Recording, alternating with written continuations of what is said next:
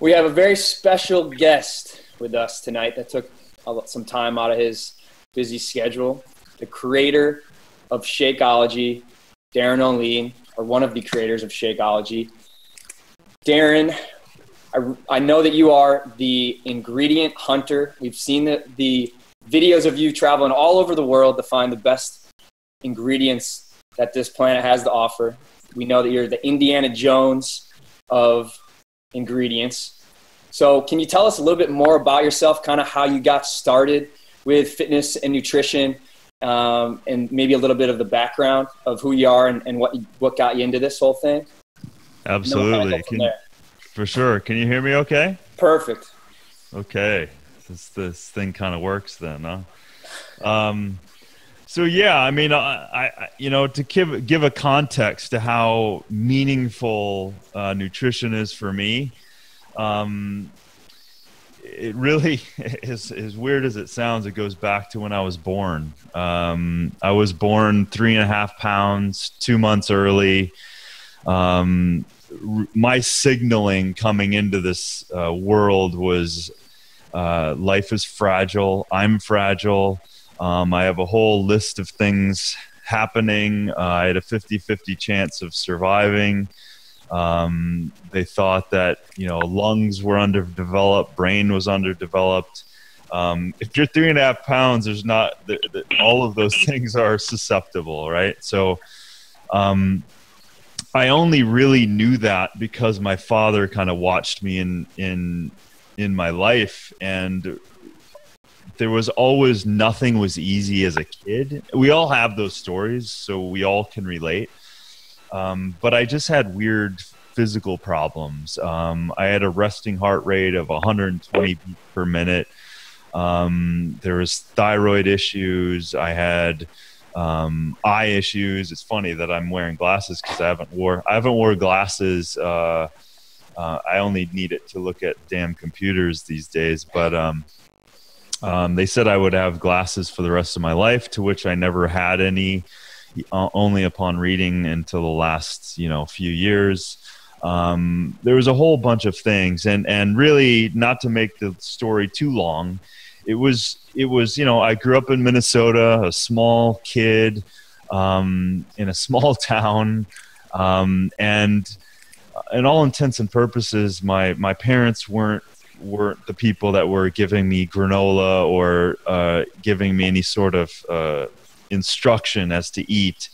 It was really the habit of the heavy processed pizzas, and I think in medicating myself, I was drinking at the age of 10 probably 6 old-fashioned Cokes a day.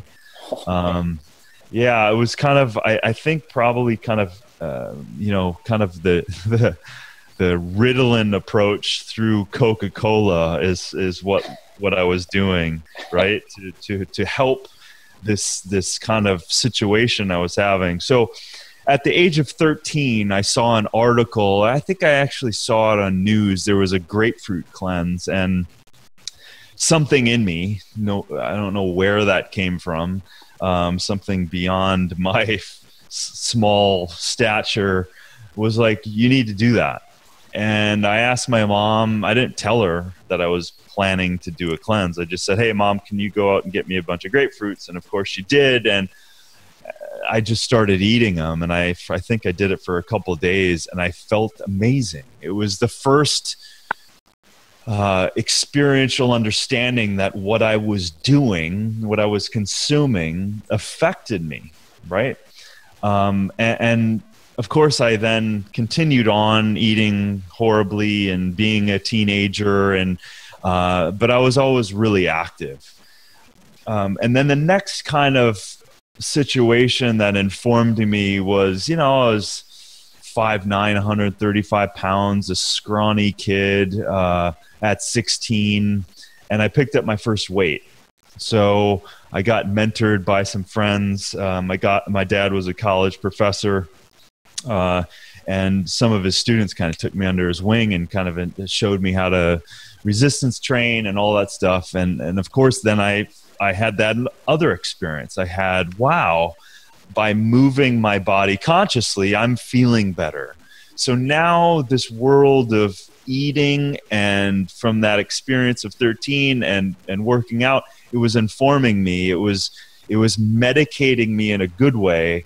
And then really, going from at 16, 135 pounds to 2 years going to 190, 200 pounds, playing college football. It was then starting fullback in Minnesota at this D2 school. And then I had a career-ending back injury. So that was a third event that depressed me, kind of stopped me in my tracks, because if you go back to life is fragile, as I started, I was doing things to strengthen my body the whole time. I was overcoming obstacles the whole time. So again, now this big dream of a kid playing football, I got hit with, I can't play anymore. So again, I'm hit with, man, I am fragile. I'm not strong enough. I can't keep playing. So through the depression, I quickly then said, you know what? I'm going to learn about the body. I'm going to learn about this nutrition. So that at 20 something, I then said, I'm going to do this professionally. And really it wasn't that I was going to go, I never had the intention of traveling around the world at that point. I just said, I need to do this for myself. So luckily at that crucial time, I could then go, oh, I don't want to major in anything else. I want to major in what is going to give me the most reward about myself. And of course, in that journey, seeing the amazing miracle that our body is, that was all I needed, because this thing that we have, this body that we get to carry around with us in life is an absolute miracle, and humbling to learn about it.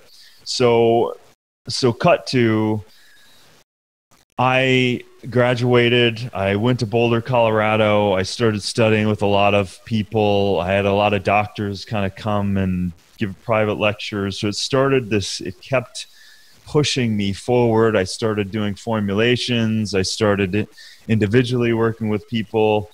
And in the investigation of food, I was quickly realizing that, man, the more I know about food and food processing and herbs and medicinal plants, the more I realize that most of it on the market sucks.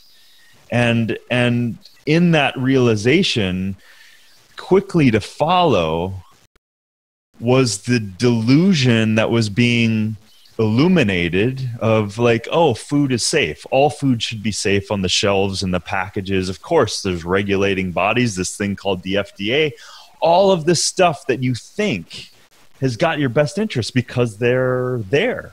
Why wouldn't they have your best interest? So the more I knew that that wasn't the case. And I needed to control what I could control for myself. So I started really formulating and diving into things. And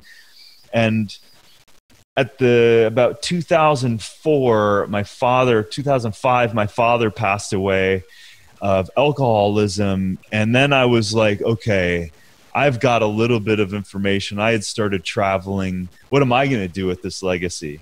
What am I going to do with sitting on this information and realizing and learning about this stuff, especially in countries of origin?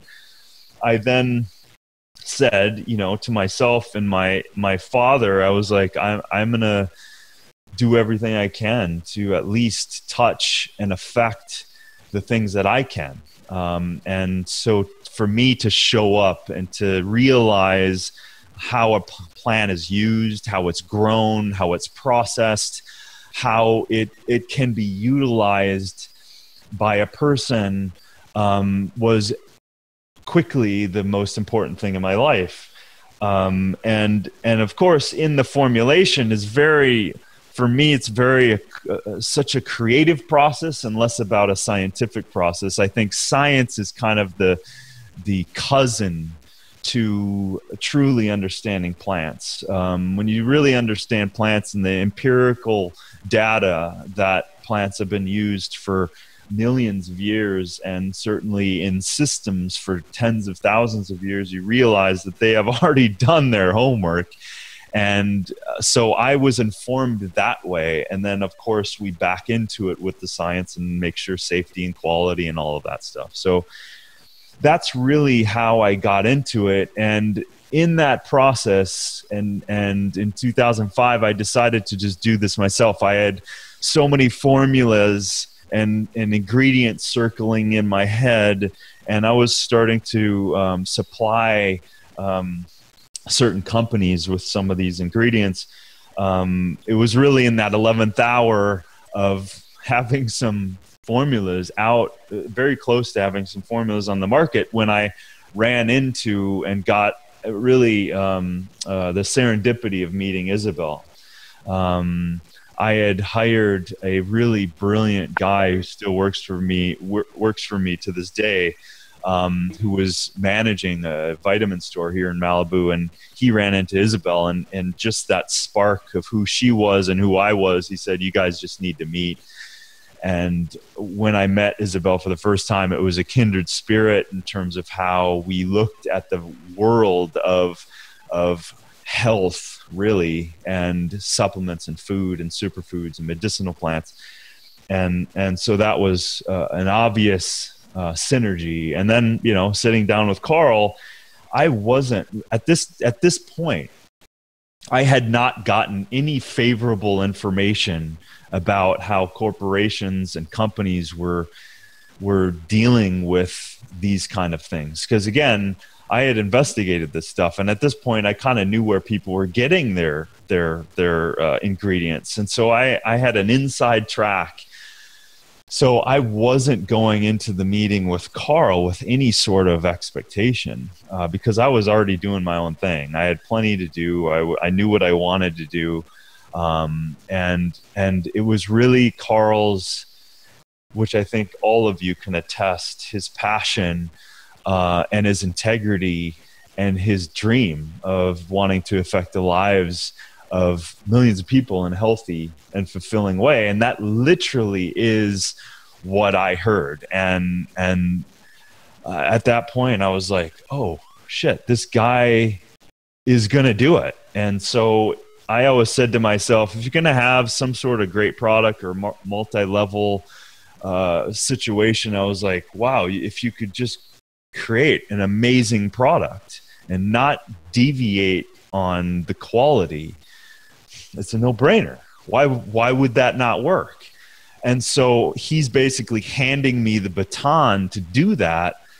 I was in. Like, if you're gonna set me up in a construct of not having a physical, or a monetary limitation on constructing this thing, I'm in. If we're not going to compromise on the quality, and to Carl's point, you just formulate it and I'll back into the cost. And I was like, okay. And that was the birth of the start of creating the healthiest meal of the day, because we didn't have the name Shakeology then. And to this day, to be honest with you, I'll just up front say this: there's no reason that I need to still be here. Meaning, my contract was to formulate Shakeology and be gone. That was the original thing. I'm going to create this, good opportunity for me, and be gone. But the reality is, we both needed each other, because the only reason I'm still here is because of that integrity. That's the number one, because I have plenty to do. I have plenty going on in my life. I could be busy in this world as much as I would want to be, but I'm here with Beachbody because it continues from the top down, living up to that integrity. And that's an amazing journey. And we're coming up now on the 7 years of Shakeology. And so I'm here because of what Carl believes in, what Isabel believes in, and now the team of Beachbody believes in. And living up to that quality assurance is really not easy in this world, because there's a lot of ways to kind of, skimp on an ingredient and make an extra penny, which makes millions in the long term. And luckily that's not happening. So it's a brilliant. So anyway, that's a long story, but that's awesome. So then when he handed you the baton, what was like the next step? What was the process there? And then in that process, one of the questions was, what are your 2 favorite ingredients in Shakeology?